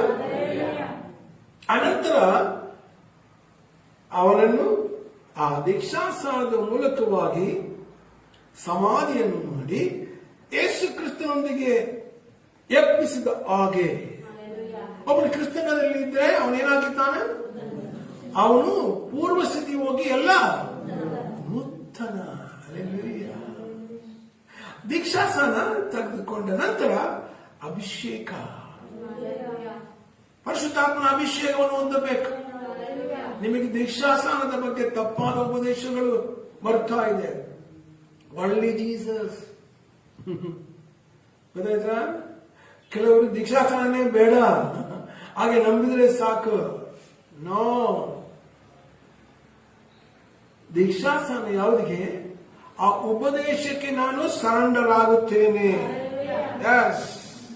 ನಾನು ಪಾಪದ ಬಾಲಿಗೆ ಸತ್ತು ಪರಲೋಕ ದೇವರ ರಾಜ್ಯದ ಉದ್ದೇಶ ಚರ್ಚ್. ಹಲ್ಲೆಲೂಯಾ. ಆ ದೀಕ್ಷಾಸ್ನಾನ ತೆಗೆದುಕೊಂಡ ಮೇಲೆ ಅಭಿಷೇಕ. ಹಲ್ಲೆಲೂಯಾ. ಬಟ್ ಇದರ ಮಧ್ಯದಲ್ಲಿ ಕೆಲವರು ಬಂದು ಯಹೂದ್ಯ ಜನಾಂಗಗಳಲ್ಲಿ ಈ ತರ ಹೇಳಿದ್ರು, ದೀಕ್ಷಾಸ್ನಾನ ತಕ್ಕೊಂಡಂತ ಕೆಲವು ವ್ಯಕ್ತಿಗಳು ಅವರು ಸುನ್ನತಿಯನ್ನು ಮಾಡಲಿಲ್ಲ, ಅದರಿಂದ ಅವರು ಸುನ್ನತಿಯನ್ನು ಮಾಡಬೇಕು. ನೋ, ಇಲ್ಲ. ಹೃದಯದ ಸುನ್ನತಿಯೇ ನಿಜವಾದ ಸುನ್ನತಿ. ಚಪ್ಪಾಳೆ. ಅಬ್ರಹಾಮನಿಗೆ ಗುರುತಾಗಿ ಕೊಡಲ್ಪಟ್ಟಿತ್ತು. ಆದರೆ ಸುನ್ನತಿ ಮಾಡಿಕೊಂಡು ಪಾಪದಲ್ಲಿ ಇದ್ದರೆ, ಪಾಪ ಮಾಡುತ್ತಾ ಇದ್ದರೆ ಅವನು ಸುನ್ನತಿ ಪ್ರಯೋಜನ ಇಲ್ಲ. ಅರ್ಥ ಆಯ್ತಾ? ಹಾಗಾದ್ರೆ ದೇವರಿಗಾಗಿ ಪ್ರತಿಷ್ಠಿತನು ಎಂಬುದಾಗಿದ್ರೆ ಪಾಪ ಮಾಡಬಾರದು, ಪರಿಶುದ್ಧನಾಗಿರಬೇಕು. ಬಟ್ ಆ ಸುನ್ನತಿಯನ್ನು ಮಾಡಲೇಬೇಕೆಂಬುದಾಗಿ ಯಾರು ದೀಕ್ಷಾಸ್ನಾನ ಪಾಪದ ಬಾಳಿಗೆ ಸತ್ತು ನೀತಿವಂತನಾಗಿ ಜೀವಿಸುವುದಕ್ಕೆ, ಅಂದರೆ ಕ್ರಿಸ್ತನ ಆಗಿ ಜೀವಿಸುವುದಕ್ಕೆ. ಅರ್ಥ ಆಯ್ತಾ? ಇದನ್ನು ಉಪದೇಶವನ್ನು ತಂದಾಕ್ತಾರೆ ಒಪ್ಪಬಾರದು. ಅಭಿಷೇಕವನ್ನು ನಾವು ಅನ್ಯ ಭಾಷೆಯನ್ನು ಮಾತನಾಡುತ್ತೇವೆ. ಯಾಕೆ? ಅಪೊಸ್ತಲ ಕೃತ್ಯಗಳಲ್ಲಿ 2ನೇ ಅಧ್ಯಾಯದಲ್ಲಿ ಯೇಸು ಕ್ರಿಸ್ತನು ಹೇಳಿದ ಪ್ರಕಾರ ನಾನು ಹೋಗಿ ತಂದೆಯ ಬಳಿಯಲ್ಲಿ ಪರಿಶುದ್ಧಾತ್ಮನನ್ನು ಕಳಿಸುತ್ತೀನಿ. ಯೋಹಾನ 2ನೇ ಅಧ್ಯಾಯದಲ್ಲಿ 28ನೇ ವಾಕ್ಯದಲ್ಲಿ ಬರೆಯಲ್ಪಟ್ಟ ಪ್ರಕಾರನೇ ಅಪೊಸ್ತಲ ಕೃತ್ಯಗಳಲ್ಲಿ 2ನೇ ಅಧ್ಯಾಯದಲ್ಲಿ ನಡೆದದು. ಅದನ್ನು ಪೇತ್ರ ಎದ್ದು ಮಾತನಾಡುತ್ತಾನೆ. ಹಲ್ಲೆಲೂಯಾ. ಕೆಲವರು ತಪ್ಪಾಗಿ ಇದನ್ನು ಉಪದೇಶವನ್ನು ಮಾಡಿ, ಇಲ್ಲ ಯೇಸು ಕ್ರಿಸ್ತನು ನಾನು ಹೋದನಂತ ಇನ್ನೊಬ್ಬರನ್ನು ಕಳಿಸ್ತಾರೆ, ಅವರ ಮಾತನ್ನು ಕೇಳಬೇಕೆಂಬುದಾಗಿ ಮರಳುಗೊಳಿಸುತ್ತಾರೆ. Be careful. ಹಲ್ಲೆಲೂಯಾ. ಇದು ಯಾವ ಕಾಲ? ಕಬ್ಬುಣ ಜೇಡಿ ಮಣ್ಣಿನ ಕಾಲ. ಬಹಳ ಜಾಗೃತಿಯಾಗಿರ್ಬೇಕು. ಬಟ್ ನಾವು ಸತ್ಯವನ್ನು ಅರಿವು, ಸತ್ಯ ನಿಮಗೆ ಬಿಡುಗಡೆ ಮಾಡುದು ಯಾರಿಗೆ? ಯಾರನ್ನು ದೇವರು ಮೊದಲು ನೇಮಿಸಿದ್ರು ಅವರಿಗೆ ಆತ್ಮೀಯ ಕಣ್ಣುಗಳನ್ನು ಪ್ರಕಾಶಪಡಿಸುತ್ತಾರೆ. ಹಲ್ಲೆಲೂಯಾ. ನಾವು ಈ ವಾಕ್ಯದಲ್ಲಿ ಯೇಸು ಕ್ರಿಸ್ತನ ಬಳಿಗೆ ಬಂದು ಕೇಳ್ತಾರೆ. ಹೋದನ ಫಸ್ಟ್ ಮತ್ತಾಯನ ಬರೆದ ಸುವಾರ್ತೆ ಅದರಲ್ಲಿ 19ನೇ ಅಧ್ಯಾಯ 16ನೇ ವಾಕ್ಯದಿಂದ ಓದುವಾಗ ಈ ತರ ಓದುತ್ತೇವೆ. ಆಗ ಒಬ್ಬ ವ್ಯಕ್ತಿ ಬಂದು ಯೇಸುವಿನ ಬಳಿಗೆ ಬಂದು ಕೇಳ್ತಾನೆ, ಆತನನ್ನು ಬೋಧಕನೇ, ನಾನು ನಿತ್ಯ ಜೀವವನ್ನು ಪಡೆಯಬೇಕೆಂದ್ರೆ ಏನು ಮಾಡಬೇಕೆಂಬುದಾಗಿ ಕೇಳ್ತಾನೆ. ಏನು ಒಳ್ಳೆಯದನ್ನು ಮಾಡಬೇಕು? ನಾನು ನಿತ್ಯ ಜೀವನ ಪಡಿಬೇಕೆಂದ್ರೆ ಏನು ಒಳ್ಳೆಯದನ್ನು ಮಾಡಬೇಕು? ಯಾವನು ಒಳ್ಳೆಯದನ್ನು ಮಾಡಿದ್ರಿಂದ ನೀತಿ ಕೊಡಲ್ಲ. ಹಾಗಾದ್ರೆ ನಿತ್ಯ ಜೀವ ಕೊಡ್ಬೇಕೆಂಬುದಾಗಿದ್ರೆ ಯಾರು ಒಳ್ಳೆ ಒಳ್ಳೆ ಕಾರ್ಯ ಮಾಡ್ತಾರಲ್ಲ. ದಾರಿಯಲ್ಲಿ ಹೋಗೋ ಹುಚ್ಚರೆಲ್ಲ ಸಾಕ್ತಾರೆ ಎಷ್ಟೋ ಜನರು, ಹೌದಲ್ವಾ? ಎಷ್ಟೋ ಜನರು ಮುದುಕರನ್ನು ಸಾಕ್ತಾರೆ, ಹೌದಲ್ವಾ? ಎಷ್ಟೋ ಜನ ನಾಲ್ಕರಿಂದ ಬಡವರನ್ನು ಸಾಕ್ತಾರೆ, ಊಟ ಕೊಡಿಸ್ತಾರೆ, ಬಟ್ಟೆ ಕೊಡಿಸ್ತಾರೆ, ಅಲ್ವಾ? ಎಷ್ಟೋ ಜನಗಳು ಒಳ್ಳೇದು ಮಾಡ್ತಾರೆ ಲೋಕದಲ್ಲಿ ರೀತಿಯಲ್ಲಿ. ಬಟ್ ಅವರಲ್ಲಿ ಪಾಪ ಇರ್ತದೆ, ಒಳ್ಳೇದು ಮಾಡ್ತಾರೆ, ಆದ್ರೆ ಯಾರಿಗೂ ಕೊಡ್ಬೋದು ನಿತ್ಯ ಜೀವ? ನೋ, ಇದು ಪರಲೋಕ ರಾಜ್ಯ, ಡಿಫ್ರೆಂಟ್. ಹಲ್ಲೆಲೂಯಾ. ಹಾಗಾಗಿ ಯೇಸು ಅವನಿಗೆ ಒಂದು ಮಾತು ಹೇಳಿದ್ರಿ 17ನೇ ವಾಕ್ಯದಲ್ಲಿ, ಆತನು ಅವನಿಗೆ, ಒಳ್ಳೆಯದನ್ನು ಕುರಿತು ನನ್ನನ್ನು ಯಾಕೆ ಕೇಳುತ್ತಿ? ಒಳ್ಳೆಯವನು ಒಬ್ಬನೇ. ಆದರೆ ಆ ಜೀವದಲ್ಲಿ ಸೇರಬೇಕೆಂದಿದ್ದರೆ ದೇವರ ಆಜ್ಞೆಗಳಿಗೆ ಸರಿಯಾಗಿ ನಡೆದುಕೋ. ದೇವರ ಆಜ್ಞೆಗೆ ಸರಿಯಾಗಿ ನಡೆದುಕೋ ಎಂಬುದಾಗಿ ಹೇಳಿದರು ಎಂದು ಹೇಳಿದ್ದಕ್ಕೆ ಅವನೇನ್ ಹೇಳ್ತಾನೆ, ಅವು ಯಾವುವು ಎಂದು ಕೇಳಲು ಅಂತ ಗೊತ್ತಿದೆ. ಅವು ಯಾವ ಎಂಬುದು ಕೇಳಲು ಯೇಸು ನರಹತ್ಯೆ ಮಾಡಬೇಡ, ವ್ಯಭಿಚಾರ ಮಾಡಬೇಡ, ಕದಿಯಬಾರದು, ಸುಳ್ಳು ಹೇಳಬಾರದು, ತಂದೆ ತಾಯಿಯನ್ನು ಸನ್ಮಾನಿಸಬೇಕು, ನಿನ್ನ ಹಾಗೆ ನೆರೆಯನ್ನು ಪ್ರೀತಿಸಬೇಕು ಎಂಬುಗಳೇ ಅಂದನು. ಆ ಯವನಸ್ಥನು ಅವಾಗ ಹೇಳ್ತಾನೆ, ಇವೆಲ್ಲವೂ ಸರಿಯಾಗಿ ನಡೆದುಕೊಳ್ತಾ ಇದ್ದೀನಿ, ಇನ್ನು ನನಗೇನು ಕಡಿಮೆ ಆಗಿದೆ ಎಂಬುದಾಗಿ ಅವನು ಯೇಸು ಹತ್ರ ಪ್ರಶ್ನೆ ಮಾಡ್ತಾನೆ. ಯೇಸು ಅದು ನಿಮ್ಗೊಂದು ಕಡಿಮೆ ಇದೆ ಅಂತ ಹೇಳ್ತಾರೆ. ಏನು ಕಡಿಮೆ ಇದೆ? ಓದ್ತೀವಿ. ಯೇಸು ಅವನಿಗೆ, ನೀವು ಸಂಪೂರ್ಣ ಆಗದಿದ್ದರೆ, ಸಂಪೂರ್ಣ ಆಗಬೇಕೆಂಬುದಾಗಿದ್ದರೆ ಹೋಗಿ ನಿನ್ನ ಆಸ್ತಿಯನ್ನು ಮಾರಿ ಬಡವರಿಗೆ ಕೊಡು, ಪರಲೋಕದಲ್ಲಿ ನಿನಗೆ ಸಂಪತ್ತು ಇರುವುದೆಂಬುದಾಗಿ ಮಾತು ಹೇಳಿದರು. ಯಾವುದನ್ನು ಕಷ್ಟ ಆಯ್ತು. ಹೌದು ಪ್ರಿಯರೇ, ಈ ವ್ಯಕ್ತಿಗೆ ಅವನ ಒಳಗಡೆ ಇರುವಂತ ಒಂದು ಕೊರತೆ ಏನು? ಆಸ್ತಿಯ ಮೇಲೆ ಮನಸ್ಸಿದೆ. ಆಸ್ತಿ ತುಂಬಾ ಅವನಿಗಿರುವ ಕಾರಣ ಅವನು 22ನೇ ವಾಕ್ಯ ಕೊನೆಯಲ್ಲಿ ಓದುತ್ತೇವೆ. ಅವನು ಯಾವ ತರ ಹೋದ? ಯೇಸು ಅಂತ ಹೋಗುವಾಗ ದುಃಖದಿಂದ ಹೊರಟು ಹೋದನು. ನಾನು ಮಾರಿ ಬಡವನಿಗೆ ಕೊಟ್ಟು ನಿಮ್ಮ ನಿಂಬಾಯಿಸ್ತಾ ಹೇಳಲಿಲ್ಲ, ದುಃಖದಿಂದ ಹೋದನು. ಈ ರಾಜ್ಯ ಸ್ವಲ್ಪ ಡಿಫ್ರೆಂಟ್. ಈ ಲೋಕದವರು ಹಾಗೆ ಇರುವಂತ ರಾಜ್ಯವಲ್ಲ. ಮತ್ತು ಲೂಕನ ಬರೆದ ಸುವಾರ್ತೆ 10ನೇ ಅಧ್ಯಾಯದಲ್ಲಿ 25ರಿಂದ 37 ತನಕ ಇರುವಂತ ಒಂದು ಮಾತನ್ನು ನಾವು ಓದುವಾಗ ಈ ರಾಜ್ಯ ಎಂಥ ರಾಜ್ಯ ಎಂಬುದನ್ನು ಇಲ್ಲಿ ತೋರಿಸ್ತಾರೆ. ಅದರಲ್ಲಿ 26ನೇ ವಾಕ್ಯದಿಂದ ಓದುತ್ತೇವೆ. ಆತನು ಅವನಿಗೆ, ಶಾಸ್ತ್ರದಲ್ಲಿ ಏನು ಬರೆದಿದೆ, ಹೇಗೆ ಓದಿದ್ದಿ ಎಂದು ಕೇಳಿದನು.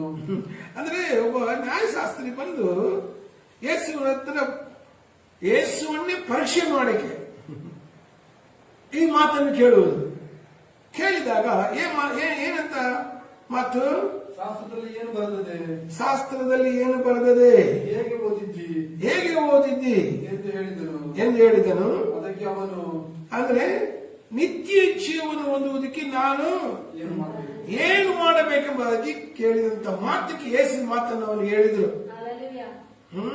ನ್ಯಾಯ ಪ್ರಮಾಣದಲ್ಲಿ ಏನು ಬರೆದಿದೆ ಓದಿದೀಯಾ? ಅದಕ್ಕೆ ಅವನು ಹೇಳ್ತಾನೆ, ಓದುವಾಗ ಅದಕ್ಕೆ ಅವನು ನಿನ್ನ ದೇವರಾಗಿರುವ ಕರ್ತನನ್ನು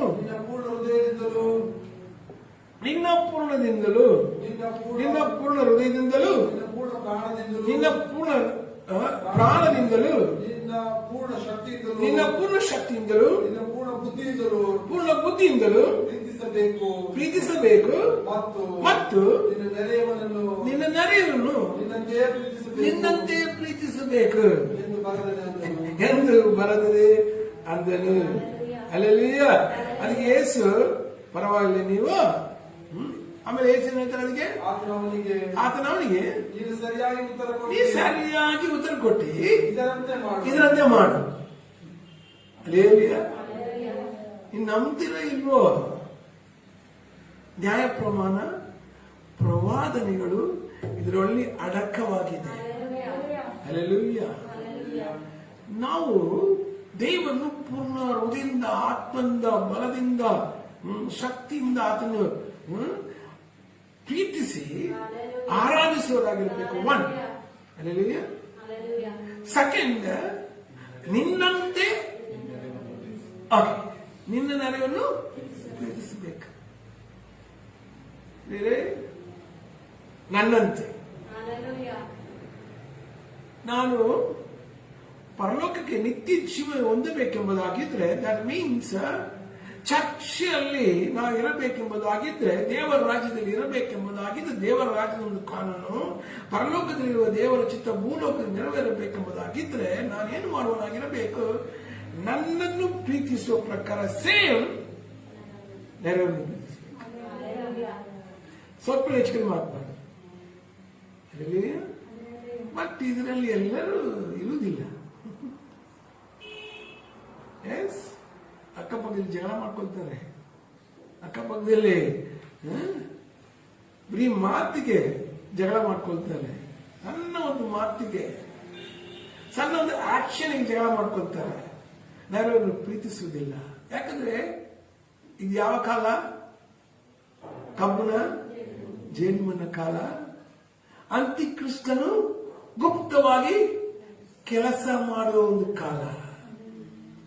ಸಭೆಯಲ್ಲಿ ಇರುವಂತಹ ಜನಾಂಗಗಳಲ್ಲಿ ಸದಾ ಆರಿಸಲ್ಪಟ್ಟವರನ್ನು ಸೈತಾನನು ವಂಚಿಸಿ ಮರಳಿಸಿಗೊಳಿಸಿ ಬೀಳಿಸುವ ಕಾಲ. ಆಗ ಈ ಸಭೆ ಅವರ ಆತ್ಮ ವಿಷಯದಲ್ಲಿ ಎಚ್ಚರವಾಗಿ, ಅವರವರ ಆತ್ಮಕ್ಕೆ ಅವರೇ ಜವಾಬ್ದಾರಿ. ದೇವರ ರಾಜ್ಯದಲ್ಲಿರುವ ಪ್ರತಿಯೊಬ್ಬ ವ್ಯಕ್ತಿ ಅವರ ಆತ್ಮವನ್ನು ಆದಾಯಪಡಿಸಿಕೊಳ್ಳುವರಾಗಿರಬೇಕು. ಮನುಷ್ಯ ಲೋಕವೆಲ್ಲ ಸಂಭಾಷಿಸಿಕೊಂಡಂತ ಆತ್ಮವನ್ನು ನಷ್ಟಪಡಿದವನಿಗೆ ಲಾಭವೇನು? ಸಭೆಯಲ್ಲಿ ಅನ್ಶೇಕಬಲ್ ಕಿಂಗ್ಡಮ್ ಅಲ್ಲಿ ನಾವು ಇರಬೇಕೆಂಬುದಾಗಿದ್ರೆ ನನ್ನನ್ನು ಪ್ರೀತಿಸುವ ಪ್ರಕಾರ ಮತ್ತೊಬ್ಬನು ಪ್ರೀತಿಸಬೇಕು. ಹಲ್ಲೆಲೂಯಾ. ಆವಾಗ ಮಾತ್ರ ತಂದೆಯಾದ ದೇವರನ್ನು ಹೃದಯಪೂರ್ವಕವಾಗಿ ಪ್ರೀತಿಸುತ್ತೇವೆ, ಆರಾಧಿಸ್ತೇವೆ. ಅದುವೇ ಅನ್ಶೇಕಬಲ್ ಕಿಂಗ್ಡಮ್. ಹಲ್ಲೆಲೂಯಾ. ಕದಲಿಸಲಾರದ ಒಂದು ರಾಜ್ಯ. ಕದಲಿಸಲಾರದ ಒಂದು ರಾಜ್ಯದಲ್ಲಿ ಯಾವನು ಇದ್ದಾನೋ ಅವನು ಈ ವಾಕ್ಯದ ಪ್ರಕಾರ ಇರುತ್ತಾನೆ. ಪೂರ್ಣ ತಿಳುವಳಿಕೆಗೆ ನಾವು ಹೋಗುವರಾಗಬೇಕು. ಪೂರ್ಣ ತಿಳುವಳಿಕೆ ಹೋಗುವಾಗ ಮಾತ್ರ ಸತ್ಯದ ಪರಿಜ್ಞಾನ ನಮಗೆ ಉಂಟಾಗುತ್ತದೆ. ಹಲ್ಲೆಲೂಯಾ. ಅರ್ಥ ಆಗುತ್ತಾ? ಅನ್ಶೇಕಬಲ್ ಕಿಂಗ್ಡಮ್ ಅದರಲ್ಲಿ ಓದುತ್ತೇವೆ. ಓದಿ ಮುಗಿಸುವರಾಗಿರೋಣ. ಇಬ್ರಿಯ 12ನೇ ಅಧ್ಯಾಯ 28ನೇ ವಾಕ್ಯ. ಆದ ಕಾರಣ ಯಾರು ಕದಲಿಸಲಾರದ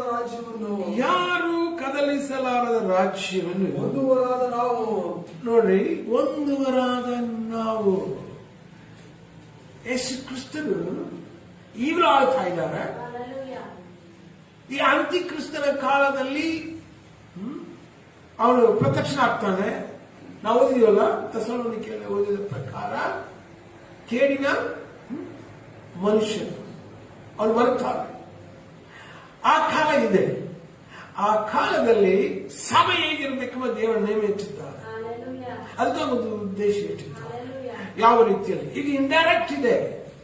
ಇಂಡೈರೆಕ್ಟ್ ಅವನು ಗುಪ್ತವಾಗಿ ಕೆಲಸ ಮಾಡುತ್ತಾ ಇದ್ದಾನೆ. ಹಾಗಾಗಿ ನಿಮಗೆಲ್ಲ ಗೊತ್ತಿಲ್ಲ, ನಡೀತಾ ಇದೆ. ಇಂಡೈರೆಕ್ಟ್ ಆಗಿ ಆಳುವಿಕೆ ನಮ್ಮ ಮೇಲೆ ದಬ್ಬಾಳಿಕೆ ಇದೆ. ಹಾಗಾಗಿ ನಾವೆಲ್ಲರೂ ಮಾಸ್ಕ್ ಹಾಕೊಂಡಿದ್ದೀವಿ. ಹಾಗಾಗಿ ಸ್ಯಾನಿಟೈಸ್ ಹಾಕೊಳ್ತಾ ಇದ್ದೀವಿ. ಹಾಗಾಗಿ ಇಂಜೆಕ್ಷನ್ ಹಾಕಲೇಬೇಕೆಂಬಂತ ಒಂದು ಯೋಜನೆಗಳಿದೆ, ಇಲ್ಲ ಅಂತ ಇಲ್ಲ. ಆದ್ರೆ ಇದೇ ಅಂಟಿಕ್ರಿಸ್ತನ ಆಳ್ವಿಕೆ ಅಲ್ಲ. ಅವನಿದೇ ಆದಂತ ಮುದ್ರೆ ಹಾಕಿ ಹೇಳ್ತಾನೆ. ಅದು ಅಂತಿಕ್ರಿಸ್ತನ ಕಾಲ. ಬಟ್ ಇದು ಗುಪ್ತವಾದ ಕೆಲಸ ಮಾಡುವ ಕಾಲ, ಕಬ್ಬಿನ ಜೇಡಿ ಮಣ್ಣಿನ ಕಾಲ. ಆ ಕಾಲದಲ್ಲಿ ಅಲ್ಲಿ ಇದೆ ಇಲ್ಲಿ ಇದೆ ಎಂಬುದಕ್ಕೆ ಹೇಳಕ್ ಆಗದು ಇರುವಂತಹ ಒಂದು ರಾಜ್ಯ, ಅದುವೇ ದೇವರ ರಾಜ್ಯ. ಆ ದೇವರ ರಾಜ್ಯ ನಮ್ಮಲ್ಲಿ ಇದೆ. ಅದುವೇ ಅನ್ಶೇಕಬಲ್ ಕಿಂಗ್ಡಮ್. ಆ ರಾಜ್ಯದಲ್ಲಿ ನಾವು ಇದ್ದೀವಿ. ಯಾರು ಅದರಲ್ಲಿ ಜಗತ್ಪುತ್ರಕ್ಕೆ ಮೊದಲೇ ಹೆಣ್ಣ ಕುರಿಯಾದ ಅಚ್ಚನ ಜೀವಬಾಧದ ಪಟ್ಟಿಯಲ್ಲಿ ಹೆಸರು ಬರೆಯಲ್ಪಟ್ಟಿದ್ದವರು ಖಂಡಿತವಾಗಿ ಕದಲಿಸಿದ ರಾಜ್ಯದಲ್ಲಿ ಇದ್ದೇ ಇರ್ತಾರೆ. ಅವರೇ ಕೆಳಗೆ ಓದುತ್ತೇವೆ, ಓದುವಾಗ ಈ ತರ ಓದ್ತೇವೆ. ಯಾರು ಕದಲಿಸಲಾರದ ರಾಜ್ಯವನ್ನು ಹೊಂದುವರಾದ ನಾವು ಹೃದಯವುಳ್ಳವರಾಗಿದ್ದು ಆತನಿಗೆ ಆತನಿಗೆ ಸಮರ್ಪಕವಾದ ಸಮರ್ಪಕವಾದ ಆರಾಧನೆಯನ್ನು ಭಕ್ತಿಯಿಂದಲೂ ಭಯದಿಂದಲೂ ಮಾಡೋಣ. ಆರಾಧನೆ ಪೂರ್ಣ ಭಕ್ತಿ ಭಯದಿಂದ ಆರಾಧನೆ ಮಾಡಬೇಕು. ಅನ್ಶೇಕಬಲ್ ಕದಲದಿರುವಂತದ್ದು ರಾಜ್ಯ ಈಗಲೂ ಇದೆ, ಮುಂದನೇ ಇದೆ. ಅದು ನಿರಂತರವಾದದ್ದು, ಅದು ನಿತ್ಯ ರಾಜ್ಯ. ಚಗಳ ಪ್ರಾರ್ಥನೆ ಮಾಡೋಣ. ಸ್ಪಿರಿಟ್ ಆಫ್ ಗಾಡ್, ಹೋಲಿ, ಭೂಪರಲೋಕದ ಒಡೆಯನಾಗಿರುವ ನಮ್ಮ ಯೇಸುವೆ, ಕದಲಿಸಿದ ರಾಜ್ಯ ನಿನ್ನ ರಾಜ್ಯ. ಅದು ಕಣ್ಣಿಗೆ ಕಾಣುವಂತ ರಾಜ್ಯವಲ್ಲ, ಅದು ಕಣ್ಣಿಗೆ ಕಾಣಾದಿರುವಂತ ರಾಜ್ಯ. ನಿನ್ನೆ ರಾಜ್ಯಾದಿ ರಾಜ್ಯ. ಎಸ್, ಮಗನ ರಾಜ್ಯದಲ್ಲಿ ತಂದೆಯೇ ನಮ್ಮನ್ನು ಸೇರಿಸಲಿಕ್ಕಾಗಿ ನಿನಗೆ ಕೋಟಿ ಕೋಟಿ ಸ್ತೋತ್ರ. ಯೇಸು ಕ್ರಿಸ್ತನ ರಾಜಾದಿ ರಾಜನಾಗಿ ಆಳುತ್ತಾ ಇರುವುದಕ್ಕಾಗಿ ಸ್ತೋತ್ರ. ದೇವರ ಈ ಸ್ವಸ್ಥ ಬೋಧನೆಯಲ್ಲಿ ನಿನ್ನ ಮಕ್ಕಳು ನೆಲೆಗೊಂಡಿರುವುದಕ್ಕೆ ಅನುಗ್ರಹವನ್ನು ಮಾಡಿ. ಈ ಸ್ವಸ್ಥ ಬೋಧನೆಗೆ ವಿರೋಧವಾಗಿ ಬರುವಂತಹ ಸೈತಾನನ ಎಲ್ಲ ತರಹದ ಉಪದೇಶಗಳು, ಕಳ್ಳ ಪ್ರವಾದಿಗಳು, ಕಳ್ಳ ಉಪದೇಶಗಳು, ಎಲ್ಲ ಕಠಿಣ ಕಾರ್ಯಗಳು ಸಂಪೂರ್ಣವಾಗಿ ನಾಶ ಮಾಡಿ ಆರಾಧನೆಗೆ ಇಲ್ಲದಂತೆ ತೆಗೆದುಹಾಕು. ಕಠಿಣ ನಿನ್ನ ಕೃಪಾಸ್ತದ ಮೇಲೆ ನಿನ್ನ ರಾಜ್ಯವು ಬರಲ್ಲ. ನಿನ್ನ ಚಿತ್ತವು ಪರಲೋಕದಲ್ಲಿರುವುದರ ಪ್ರಕಾರ ಭೂಲೋಕದ ವಿಚಾರದಲ್ಲಿ ನೆರವೇರಲಿ. ಕಟ್ನೆಯೇ ನಿನ್ನ ಮೇಲೆ ನನ್ನ ಸಭೆಯನ್ನು ಕಟ್ಟುವೆನು, ಬಾತಾದ ಬಲವಾದನ್ನು ಸೋಲಿಸರಾಜ. ಹೌದು, ನಿನ್ನ ರಾಜ್ಯದ ಗುರುತು ಸಭೆಯಾಗಿದೆ. ಎಸ್, ಸಭೆಯಲ್ಲಿ ನಾವು ಅವಯವಾಗಿಯೂ ನೀವು ಸರಸಾಗಿರುವುದಕ್ಕಾಗಿ ಸ್ತೋತ್ರ. ಈ ವಾಕ್ಯ ಕೇಳಿದ ಬಂದಂತ ಎಲ್ಲ ಮಕ್ಕಳನ್ನು ಪ್ರತಿಯೊಬ್ಬರನ್ನು ಆಶ್ರಯಿಸಿ, ಆತ್ಮಿಕ, ಶಾರೀರಿಕ, ಭೌತಿಕ ಎಲ್ಲ ಆಶೀರ್ವಾದ ಕ್ರಿಸ್ತ ಯೇಸುವಿನ ಮಕ್ಕಳಿಗೆ ಉಂಟಾಗಲಿ. ಯೇಸು ಕ್ರಿಸ್ತನ ಹೆಸರಿನಲ್ಲಿ ಬೇಡುತ್ತಿರುತ್ತದೆ. ದೇವರ ಆಶೀರ್ವಾದವನ್ನು ಪಡೆಯುವ ಯೇಸು ಕ್ರಿಸ್ತನ ಕೃಪೆಯು, ತಂದೆಯ ದೇವರ ಪ್ರೀತಿ, ಪರಿಶುದ್ಧಾತ್ಮನ ಇವತ್ತೊಂದು ನಿರಂತರವಿರಲಿ. ಆಮೆನ್. ಹಲ್ಲೆಲೂಯಾ.